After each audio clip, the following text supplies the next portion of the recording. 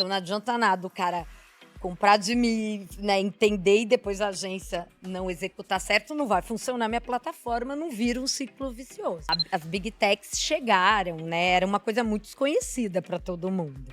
E chegaram, assim, como tudo que é novo, tem, né, é legal, você quer conhecer, mas é ameaçador também, né? Tudo que é desconhecido é ameaçador. A gente tem muito mais força e poder do que a gente imagina, né? Às vezes quando eu fui, falava, gente, quem sou eu, né? Pra achar que eu posso abrir uma agência? Quem somos nós 4, eu falava pro BJ, né? Pra achar que a gente pode chegar num mercado desse tamanho, consolidado e fazer alguma diferença. Então, começou aquela coisa das curtidas, sabe? Ficava uma briga entre Guaraná e Skol. Então, like era a métrica de sucesso, a métrica cool. Likes. Likes. Quais são os likes? Ai, atingimos 1 milhão de likes. A outra não, atingiu primeiro.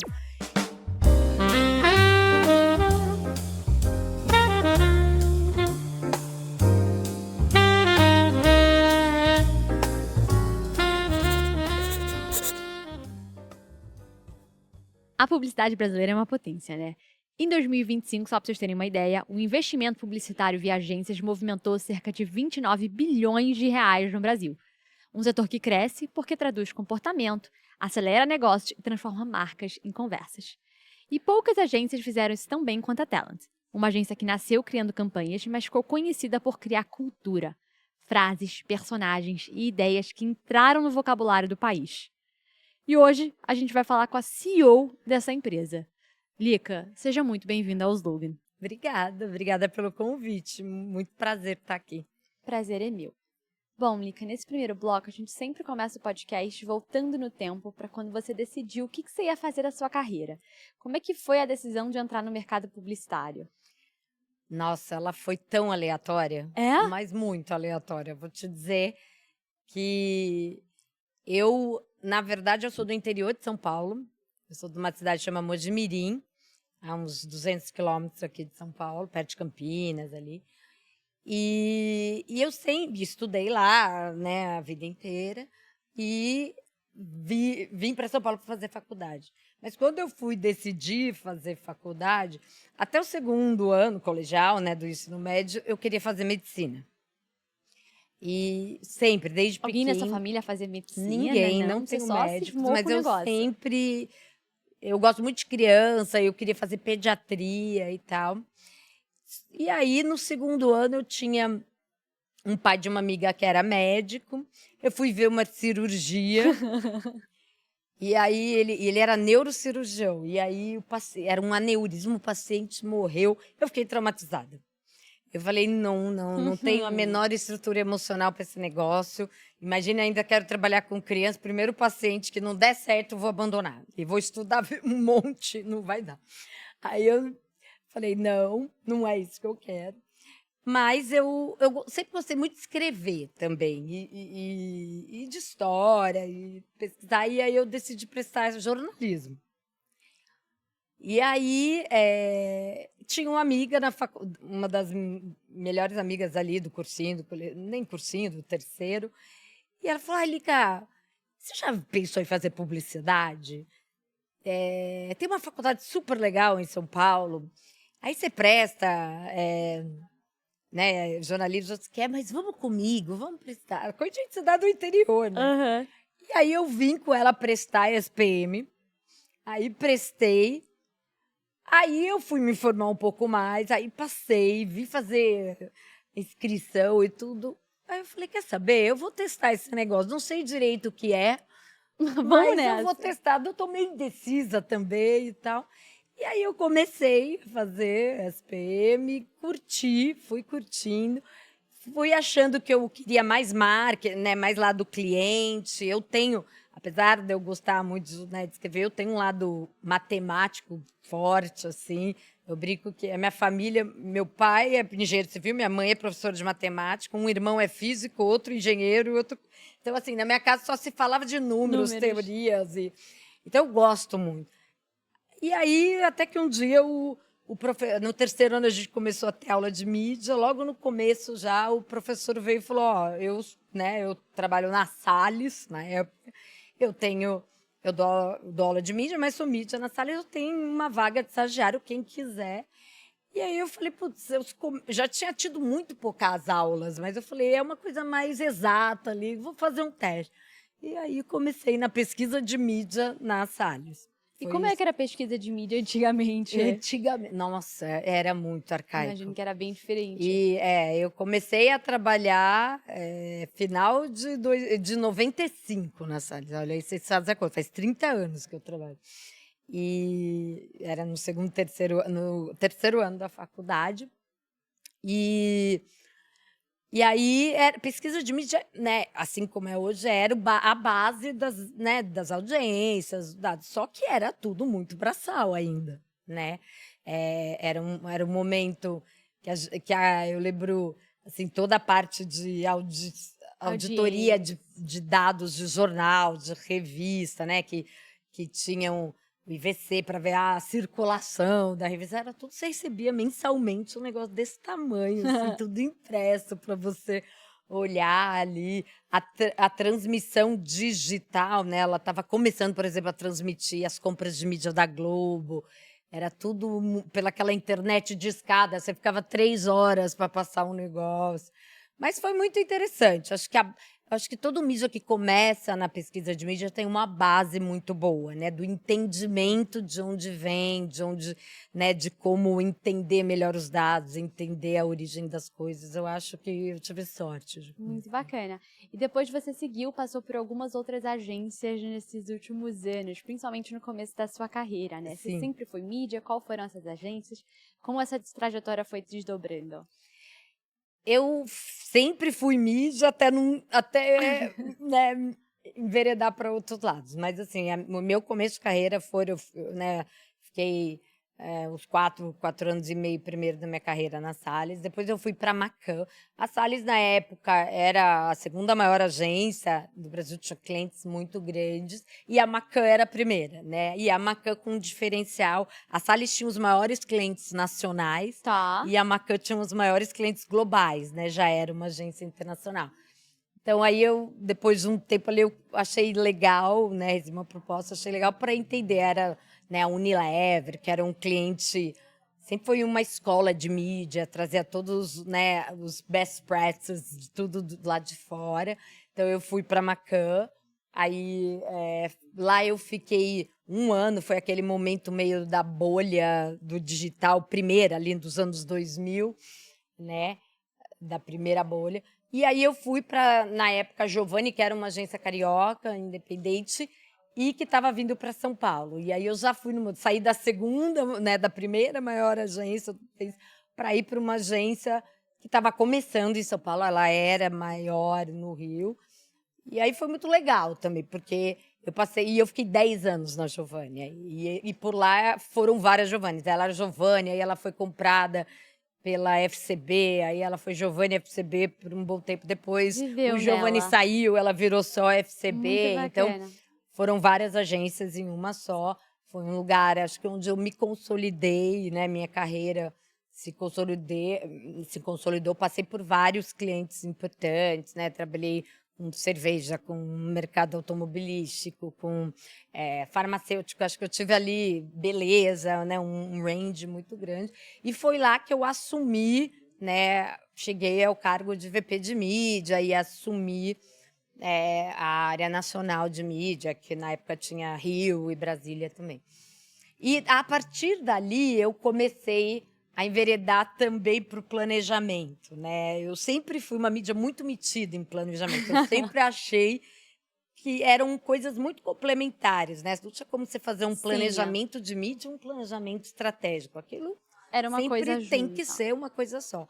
Então, eu sempre fui muito dupla dos meus pares de planejamento, até que uma época lá na Giovanni, a VP de planejamento saiu de licença, eu fiquei interina, né, nos 6 meses que ela saiu de planejamento, então eu comecei a ter, né, essa posição mais híbrida depois disso. Aí depois disso eu fui para a Finasca, que foi uma opção até para ir conhecer uma agência. Até então eu tinha trabalhado em agências com viés muito mais de negócio e de mídia. E eu achava que faltava eu entender um pouco do lado das agências mais criativas, né, com donos criativos, com essa personalidade mais criativa. Fui para a Finasca. E você passou por várias agências nesse meio do caminho, né? Aham. O que você acha que é a principal característica que diferencia uma agência de outra? Eu acho que, graças a Deus, cada agência tem o seu DNA, Tá. né? Então, Assim, como se fossem marcas, assim. como se fossem marcas. E acho que cada agência tem seu perfil também. E cada cliente tem seu perfil, né? Sim. Por isso que tem espaço Para tantas para agências no as mercado. agências, porque, né, não diferencia a marca, né? Então tem marca que ela vive muito, né, mais da marca do que do produto, sei lá, uma Coca-Cola. É uma marca, né? O poder da marca é muito mais do que um produto. Você não precisa ficar vendendo produtos, características do produto. Outros você tem que, é óbvio que é sobre a construção de marca, mas você tem um varejo, você tem, né, desenvolvimento de produto. Eu acho que cada agência tem o seu DNA, cada agência tem muito o perfil, né, suas crenças, e isso atrai certo tipo de cliente ou não, né? É isso também, tem agências que são mais focadas em negócio, né? E no clientes mais focados em desenvolvimento de negócio, em vendas, outros onde a marca tem muita relevância, a construção de marca forte. Óbvio que todo mundo faz um pouco de tudo, mas aí são os Sim, pesos, né? Perfeito. E bom, depois desse período gigantesco em agência, você foi para veículo, para o Meta. Exato. Por onde passou essa decisão? O que foi esse momento na sua trajetória? Então, eu estava na Finasca nesse momento, depois de uns 4 anos lá. E aí foi bem o momento que começou a chegar, né? O Google tinha chegado há algum tempo no Brasil. Isso foi o quê? 2014? Isso foi... final de 2013, começo de 2014, isso mesmo.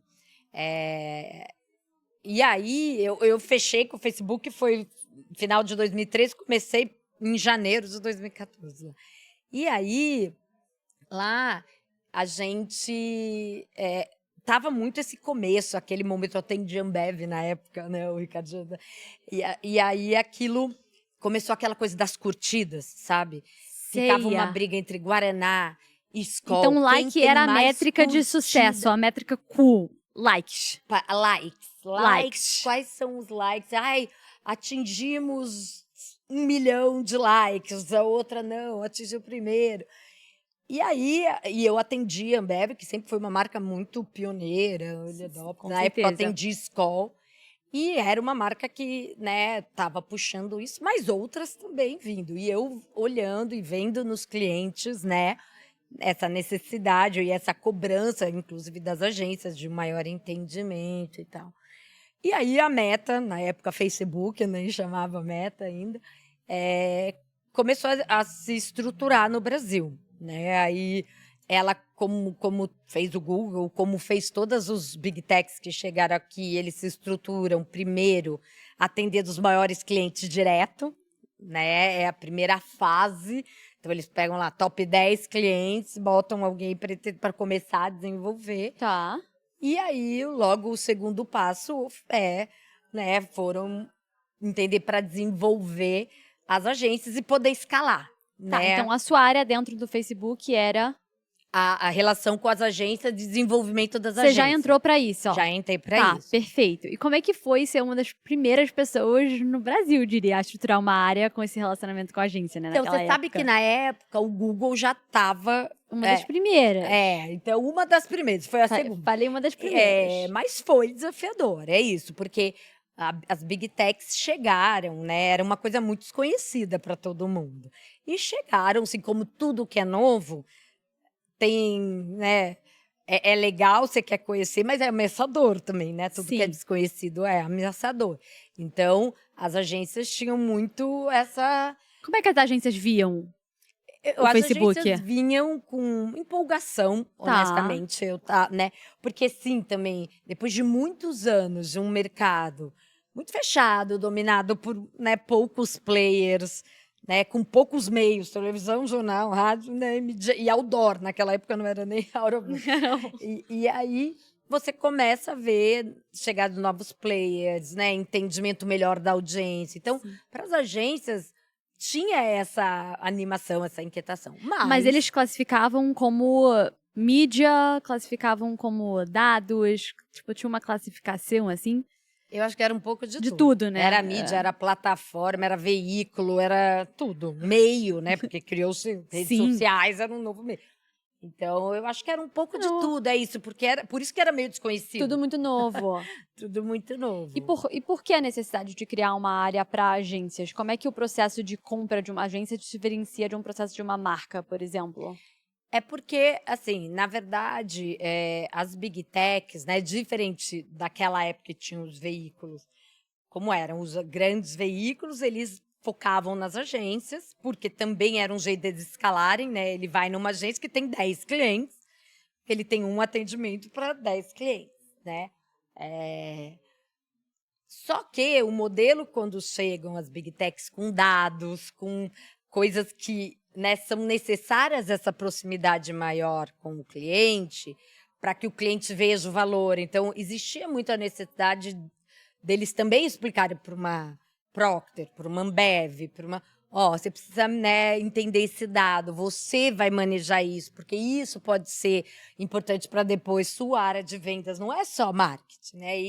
Então, existia muito a necessidade de explicar, ensinar para os maiores anunciantes e converter esses maiores anunciantes. Só que isso é muito importante, mas ele não escala, né? Esse modelo mais consultoria, mais dedicado a mais grandes empresas. Então, as big techs viram, eu preciso um pouco de tudo, né? E, além disso, já catequizei os grandes anunciantes, mas todo grande anunciante tem uma grande agência que vai implementar. Então, não adianta nada o cara comprar de mim, né, entender e depois a agência não executar certo, não vai funcionar minha plataforma, não vira um ciclo vicioso. Então tinha E quase um aí, processo educacional ali. educacional. Então- E é isso, catequização educacional. Num primeiro momento foi muito mais isso. E aí isso foi evoluindo para desenvolvimento de negócio mesmo, até parceria entre a agência e a Big Tech, né? De desenvolvimento de, eu ganhava dinheiro assim, e agora como que eu ganho dinheiro, né? Como que a gente faz? Então foi um momento Quase que uma muito consultoria, legal. né? Foi Então, muito... como era seu dia a dia na época? Você tinha a parte de quase fazer uns roadshows apresentando aí para o mercado. O que mais? Eu tinha muito de reuniões mais one-on-ones também com os líderes das agências. Tinha esse momento de, confia em mim, né? Essa relação que hoje você tem com a Globo, que você tem com a Editora Abril, a gente vai ter também. Você, né? É um parceiro. Então, tinha muito da construção do relacionamento e da confiança, muitos roadshows, né? Cada produto que você lançava e aquilo tava, né? Você vê, começo era postzinho, né? Depois, logo que eu entrei, a gente lançou vídeo no feed. Aí depois, né? Imagina, carrossel, todos os formatos, todas as coisas que iam. E aí dados, né? Businessmen, tudo isso, cada um roadshow. Muitos modelos de treinamento e certificação das agências, né? Isso fazia parte da minha área. Então é como se uma aulinha ali, aí vocês davam um certificado que a pessoa agora sabe sobre esse determinado assunto. Exatamente. Aí também muito parte de uma estrutura global. Eu reportava, meu chefe ficava em Nova York, ele era da estrutura global de relação com as agências, que fazia também muito a relação com os grandes grupos, né? Então, WPP, porque tinham WPP, Publicis Group, o Omnico, Havas, tinham as relações globais, os JBPs globais. Naquela então, época já tinha programa de incentivo.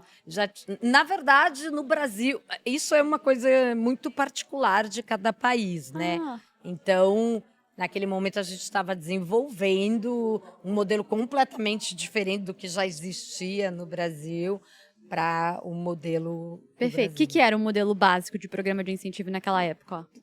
Passava muito por educação, né? Não era mais aquela coisa investimental e nível tal. Passava muito pelas agências atingirem alguns milestones de entendimento, claro que de investimento também, mas de aprendizado, de certificação, de entendimento, de uso de novos produtos. Então, passava muito por alguns critérios. Era bem mais complexo do que os anteriores.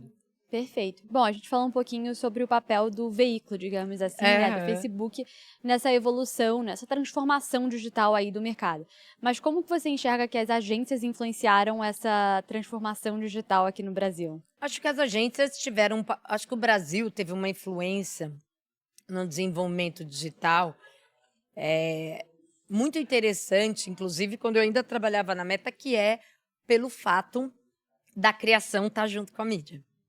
Né? Porque se você olhar lá fora, no momento que chegam as big techs, era uma coisa muito apartada lá fora já, né? As agências de mídia, criação já estavam completamente diferentes, enquanto aqui a gente era. Quando o digital começa a desenvolver, né? A Meta começa a virar o que é hoje esse monstro, o TikTok, que começa a acontecer a necessidade da criação está cada vez mais junto com a mídia também, porque o meio é a mensagem, o post, né, essa métrica, e começam a se criar as bespoke lá fora, né, essas estruturas que dentro dos grupos eles pegam gente das agências de mídia, gente das agências criativas e criam uma agencinha. Né? Nada mais é do que uma agência integrada como a gente tem aqui. Então, era muito interessante, né? O Brasil era muito referência. Quando a gente lançava alguns produtos publicitários, o Brasil tinha geralmente a maior adoção. Justamente porque você já tinha a criação junto, então você já fechava o ciclo ali de um jeito mais eficiente. Perfeito. Bom, depois desse período em veículo, você voltou para a agência, mas agora com uma própria, fundando em 2017 a Suno. Isso, O foi. que te bateu que você falou assim, agora eu quero voltar para a agência, e na verdade eu não quero não voltar, eu quero criar uma. O que a Suno tinha de diferencial? Na verdade, naquele momento, assim, eu, né, já estava um tempo lá, mas eu sempre gostei muito de agência. Essa é a verdade, assim. Eu sempre gostei muito da parte estratégica, né, como eu te falei, de pensar o negócio do cliente como um todo. Então, chegou uma hora na Meta, que é uma empresa incrível, mas que eu comecei a ter comichão. Você falava, gente, mas tá, eu só falo de meta, mas o que mais, né? O que mais influencia o negócio do cliente? Então, eu comecei a sentir falta desse lado, mais estratégia, dessa proximidade maior, direta com o próprio cliente. Mas eu também não queria, naquele momento, voltar para uma agência já estruturada. Porque como eu estava nesse papel de olhar todas as agências, eu entendia que ainda estava naquele momento que ainda ia dar transformação, né? Entendi. Hoje isso já passou, mas naquele momento tinha aquela coisa, sabe? A gente precisa mudar, mas ainda resisto pelo modelo. Então eu falei, putz, aí se eu for, né? Eu tive algumas conversas, mas aí eu falei, eu vou me frustrar. E não é que eu estou infeliz no Facebook, eu vou ficar aqui. Até que apareceu, né, a oportunidade de criar uma agência do zero, né, começando com um cliente, que era o Santander, um cliente grande, uma marca interessante, e que eu poderia aplicar muito do que eu tinha aprendido nesses 4 anos, Então né? a Suno, ela é como se fosse uma empresa que ia tangibilizar no mercado da publicidade toda essa transformação digital que a gente estava vendo aí. Você sabe que é isso, exatamente isso, mas não era só transformação digital. Tá. Era uma transformação operacional Sim. de mindset, porque sim, muito, né, das transformações que as agências precisavam ali tinha a ver com o digital, mas tinha a ver com quebrar o modelo Sim. também, né? Partiu desse novo comportamento que Isso. refletiu numa necessidade de Porque eu acho mudança. que ali a gente reconstruiu um modelo mesmo. Qual né? era a principal proposta, assim? A principal proposta era profundidade. A gente falava que eram, né, 4 coisas que eu diagnosticava muito que os clientes reclamavam das suas agências para o Facebook, para mim. Tá. 4 E- P's? Oi? Você falou 4 P's? Não, 4 coisas. 4 coisas, tá. Uma era profundidade. Acho que os clientes Profundidade. reclamavam muito, putz, as agências começaram a atender 300 mil clientes, botar todo mundo. E aí acaba que eu não consigo ter essa profundidade, né? Uma outra coisa era intimidade, por incrível que pareça, né? Porque eu não tenho profundidade, muda toda hora, a gente não cria intimidade. E era engraçado porque é dos dois lados, tá? As agências também reclamavam muito isso, porque é isso também, né? O cliente aí não me dá intimidade, eu não posso falar as verdades para eles, então o trabalho não melhora, né? Agilidade, tinha muito disso, né? A gente cresceram muitos, algumas coisas, até para ter o digital, que era muito mais trabalhoso, se burocratizou, né? E a transparência, né, que também passava por tudo, de plano incentivo, tudo, mas principalmente por essa coisa de assim, ó, né, me fala a verdade, vende para mim a estrutura que você entrega, né? Então, acho que a Suno ela nasce muito desses 4 pilares naquele momento, com estruturas dedicadas, né? Era toda uma filosofia ali. E o que você aprendeu empreendendo?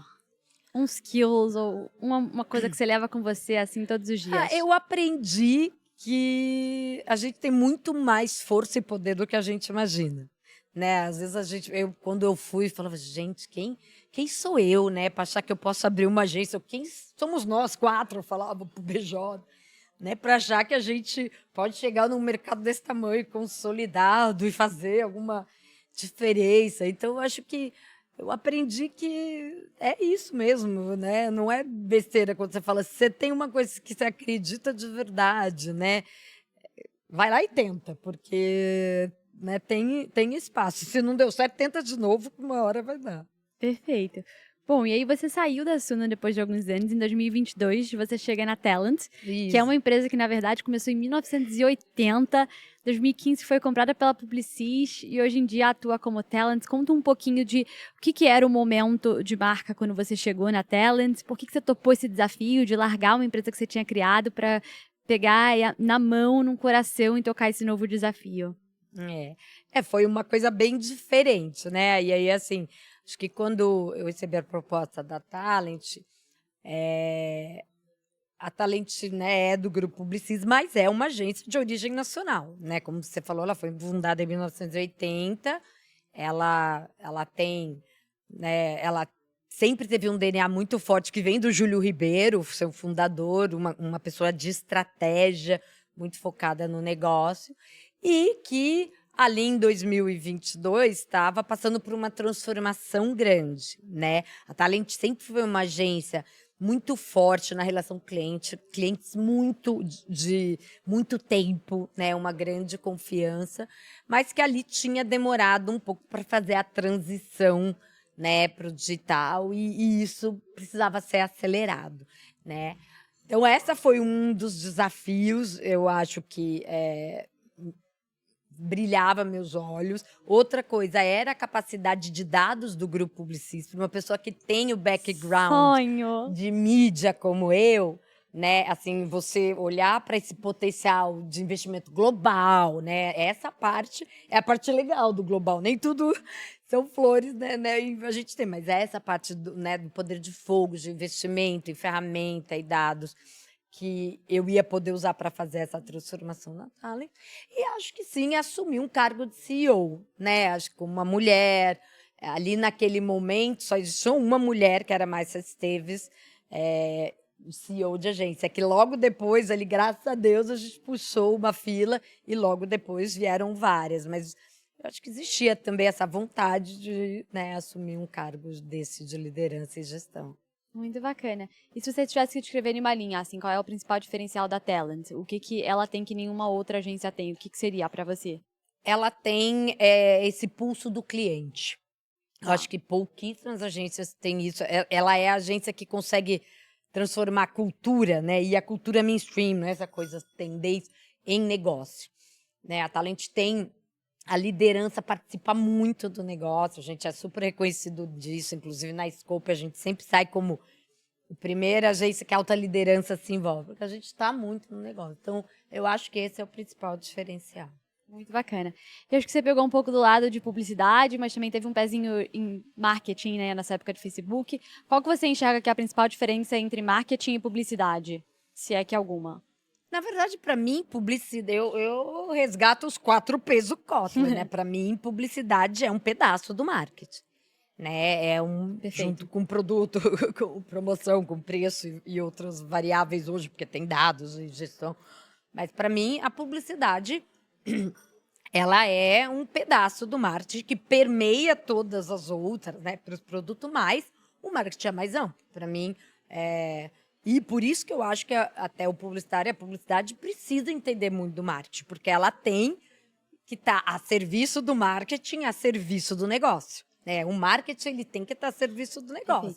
E a publicidade tem que estar a serviço do marketing do negócio. E essa foi uma grande mudança de mindset que eu vejo, né? Que as empresas adotaram, as empresas de publicidade adotaram nesses últimos anos, né? Um pouco desse viés, um pouco mais voltado a negócio, que nem sempre existiu para todo mundo. Com certeza. E um ponto que eu achei interessante que você falou sobre a empresa, ela tá conectada com a cultura. E não a cultura, as tendências que estão acontecendo pontuais, mas sim a questão mais macro. Vocês têm algum framework que vocês usam como base, que vocês estão sempre trabalhando para as campanhas de vocês? A gente tem um framework de trabalho, um processo de trabalho, né? Que na Talent a gente até chama de fazedoria, que é um pouco, né? Um jeito de traduzir a Talent por essa presença muito próxima do cliente, do negócio, sempre teve um DNA muito de consultoria. Mas, no nosso caso, diferente das consultorias, a gente vai até o final, até a execução. Né? Então, a gente chama de fazedoria, né? A consultoria com o fazer, porque a gente vai até o step final, que é a execução, né? Das campanhas, das estratégias todas. E esse framework, que a gente chama de fazedoria, ele é muito baseado, ele bebe muito de um framework global do Grupo Publicis, que tem as etapas, né, que o grupo tem uma que eles chamam de make it work, make it better, esqueci, mas são 3 makes, que são as 3 etapas, uma do estudo, do entendimento, né, e do aprofundamento dos dados, a outra é transformar, make it work, né, make it better, que é transformar esses dados, essa inteligência insights aplicáveis em execução e retrabalhar isso toda vez, né, entender isso, o impacto no negócio e make it better é um ciclo. Então, a gente se inspira, bebe disso, mas faz isso baseado no modelo Talent de fazedoria. E nesses últimos 4 anos, imagino que você trabalhou 1 milhão de cases, né? Participou de várias criações de campanhas, ou né, construiu o time que faz isso. Qual foi uma que te marcou e por quê? Você diz da Talent ou da minha carreira? Da Talent. Tá. Eu acho, assim, a gente tem muitos cases legais, né, na Talent. Acho que a Claro é um cliente muito importante para a gente, muito importante para mim. Eu acho que é um cliente que está na Talent há 20 anos, 22 agora. A gente entende muito, então a gente entende muito no negócio. Um dos cases que eu gosto mais nosso com a Claro é o do pré-zão, né? A Claro, que é o segmento pré-pago da Claro, a Claro reposicionou e ressignificou o pré, criando esse pré-zão, né, que hoje é sinônimo de mercado, a categoria inteira veio, que foi trazendo benefícios para o começo, né, para o produto de entrada. Então, parcerias com o YouTube, dando minutos, né, de graça para as pessoas não comer o crédito, com o WhatsApp, e isso tudo transformado em comunicações muito envolvidas nessa cultura. A Anitta, né, como porta-voz, mas gravando músicas, né, com pessoas que estavam despontando na música, muito mais orgânica. Então, acho que esse é um case que eu me orgulho muito. Um outro case que eu acho muito legal é de Banco Inter, né, que a Andréa deve ter vindo veio aqui, foi um episódio contar. incrível, assistem, que tá muito bacana.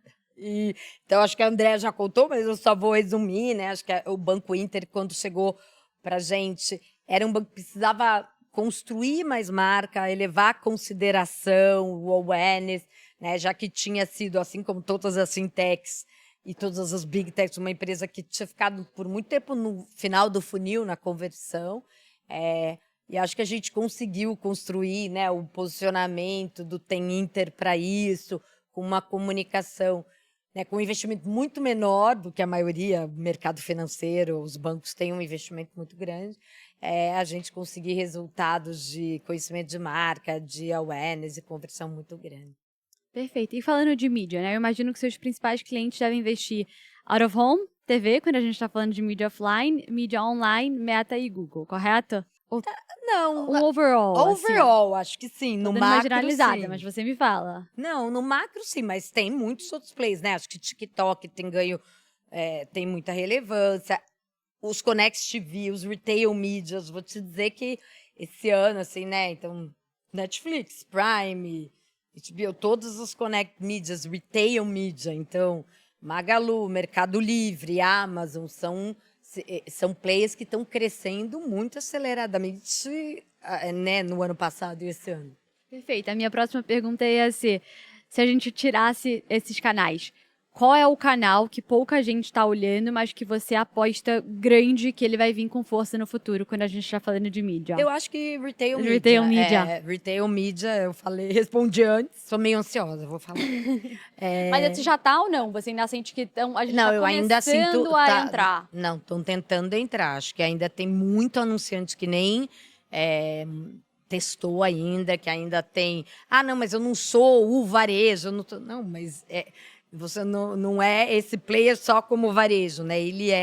Esses players têm uma audiência gigantesca, né? Então passa até por construção de marca de consideração tá presente. Eles viram search, né? As pessoas hoje buscam mais, né, nos retails, ou buscam também nos retail.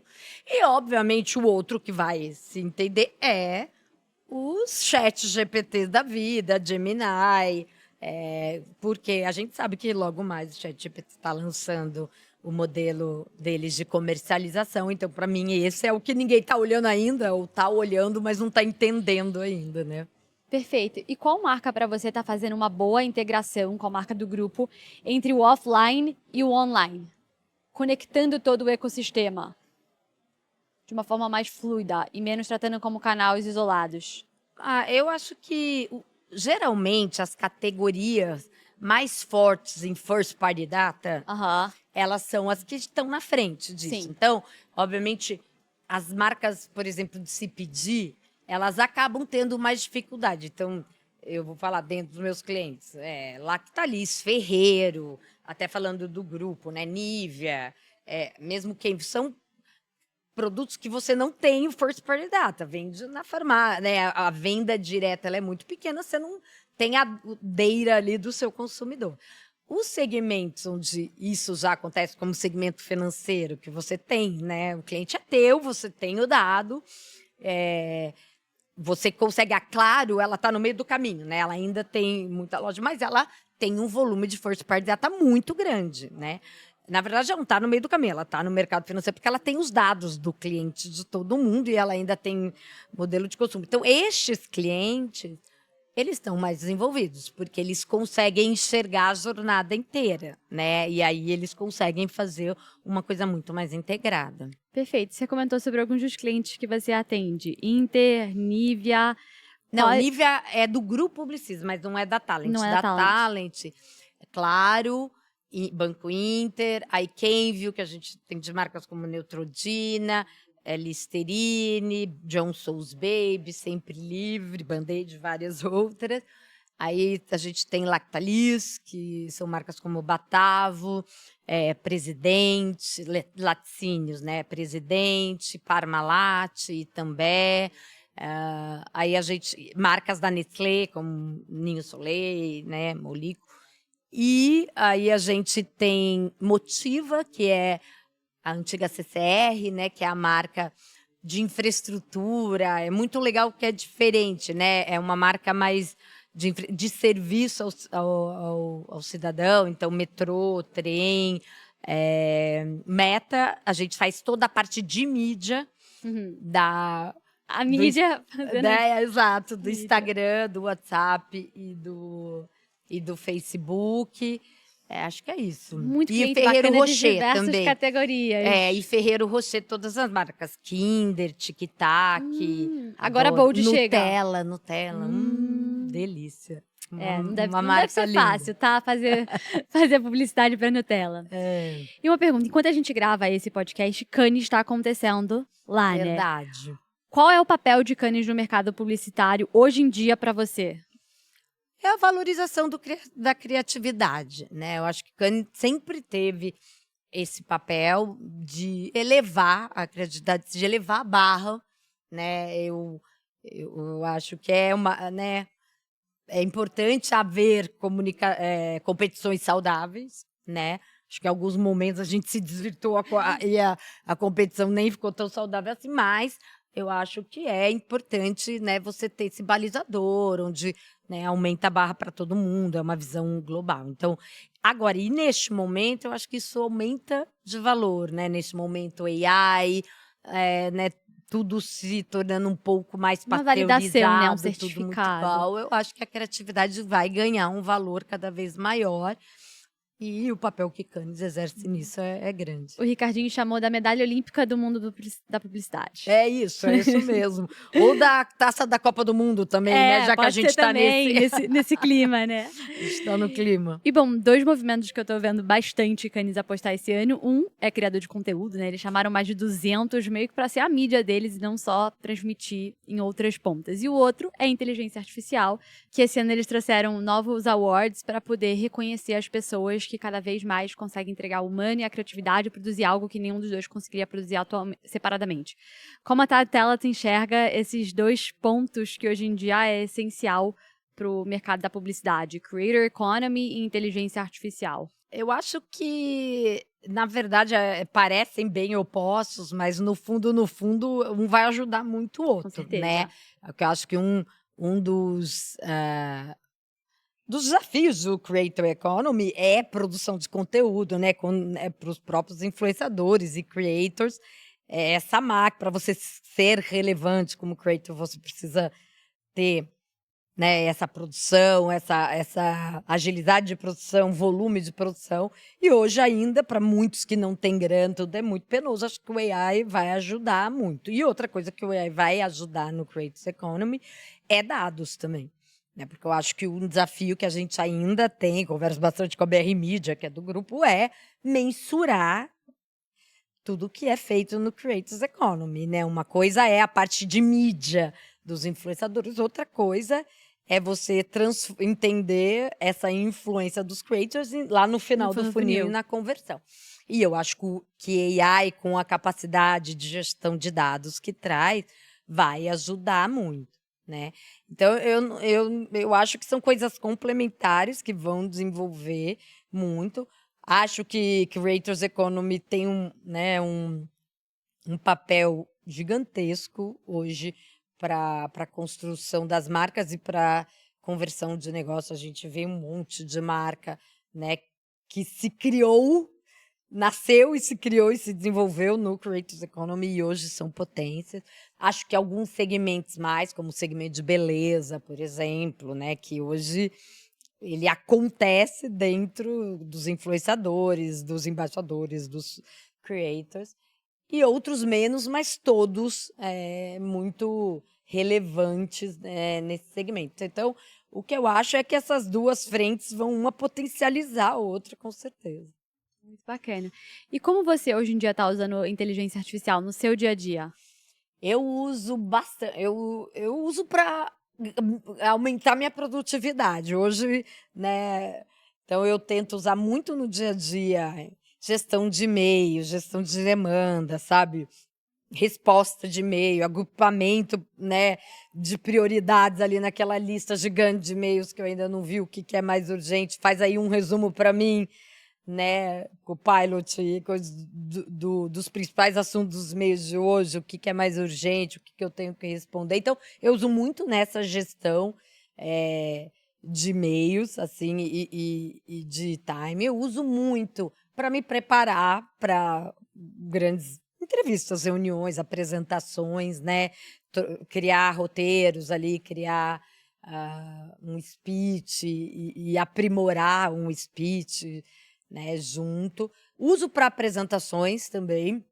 Então eu faço, né, e principalmente também até apresentações financeiras, né, que a hora de apresentar números e defesas financeiras para o grupo. Então eu tenho usado muito para esse tipo de apresentação, mas apresentações para os clientes também. E quando você escala isso para talent, assim, eu sei que, imagino, né, que inteligência artificial vai estar presente em vários pontos de contato aí de vocês. Mas qual é uma aposta sua que vocês têm investido de inteligência artificial na empresa? Uma grande aposta é em automação de mídia, mesmo, né? Mídia ainda é um lugar que, por incrível que pareça, com toda essa tecnologia de dados, ainda existe muita entrega de trabalho manual. E Sim. que gera, né, que cria necessidade de muitos FTEs, né, dentro das equipes, retrabalho, erro. Então, a gente está investindo muito, né, na automação e na agilidade desses trabalhos mais ainda braçais e manuais de mídia. E a segunda frente é sim em criação também, né, que é diminuir o processo e aumentar a agilidade das entregas, dado que hoje, né, você não tem que ficar, né, cortar aquela parte do processo de pesquisa de imagens, para todo o Sim, desenvolvimento, isso levava hoje, então sim, para aumentar a produtividade na criação e produção também. Produção é uma coisa que tem sido bastante impactada e evoluindo muito rápido. perfeito. E antes de a gente entrar nessas 3 perguntinhas finais, você montou uma super estrutura de uma empresa de sucesso, né. Hoje em dia, quando você está olhando para a contratação, o que que mudou e quais são as principais skills que você procura nessa pessoa? Eu acho que muda, assim, o peso, né, que você dava. Eu sempre busquei muito em profissional para mim essa capacidade retórica e de pensamento, sabe. Obviamente eu venho de uma área técnica, então para mim a avaliação técnica sempre foi muito importante, né, o entendimento se, deixa eu ver, o entendimento do quanto a pessoa sabia das técnicas de mídia, que é uma coisa, né, importante. Mas, até por isso, porque às vezes as pessoas muito técnicas também têm uma dificuldade maior na narrativa, na expressão, e eu sempre busquei muito nos profissionais, da minha equipe, muito essa capacidade narrativa, essa capacidade de construir narrativas e defesas muito poderosas, né, que eu acho que você do lado da gente, você tem que ter muito essa capacidade de construir narrativas fortes, baseada em fatos, mas fortes, convincentes, né, e que tragam confiança para o cliente.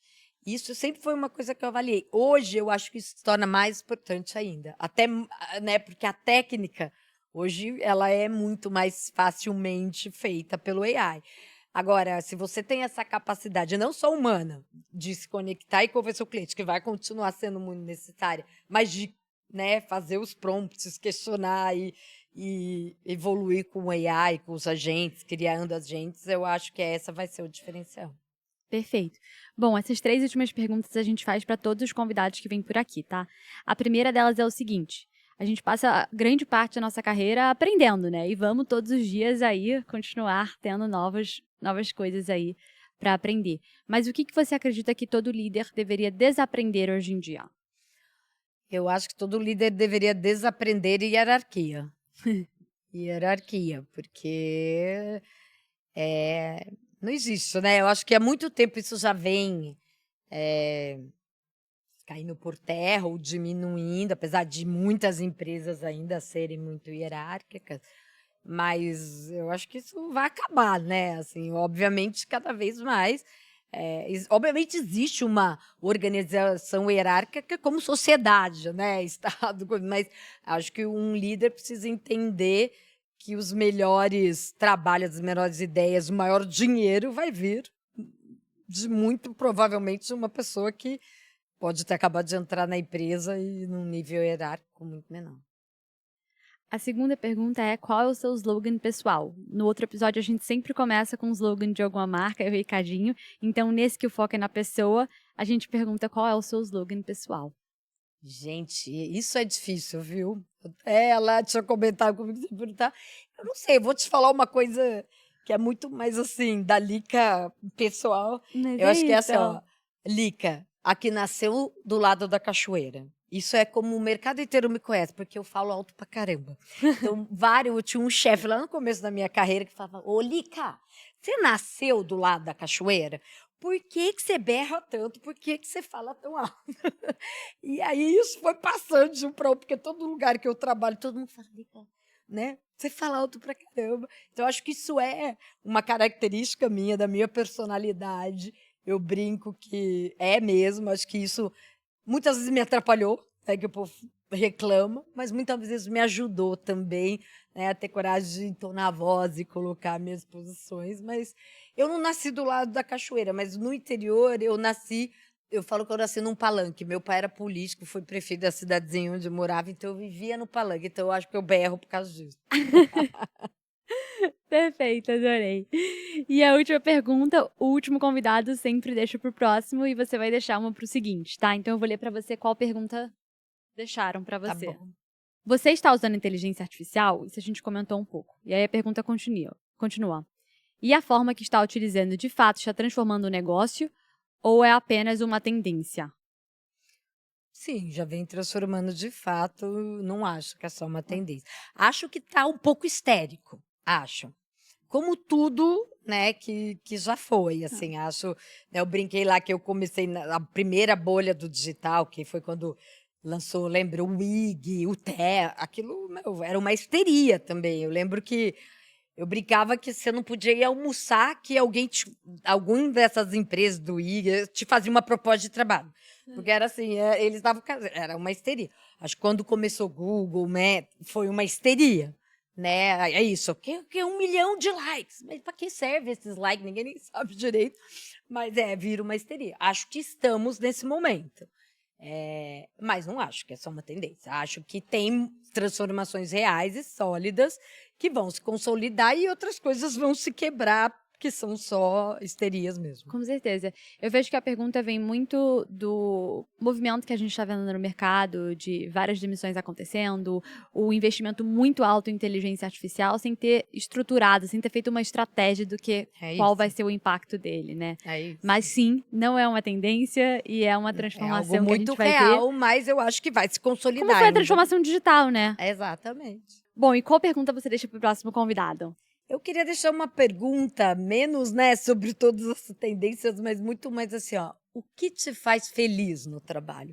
Acho que a gente tem esquecido de pensar, né, a gente pensa muito o que me faz eficiente, o que me faz melhor, o que me faz competitivo, mas o que me faz feliz no trabalho. Então eu queria perguntar para ele o que te faz feliz no trabalho. Excelente pergunta. Obrigada. Bom, foi um prazer te receber aqui. Muito obrigado. Obrigada a Tenho você. certeza que todo mundo vai adorar escutar as nossas boas histórias por aqui. E eu que agradeço o convite, foi uma delícia. Obrigada.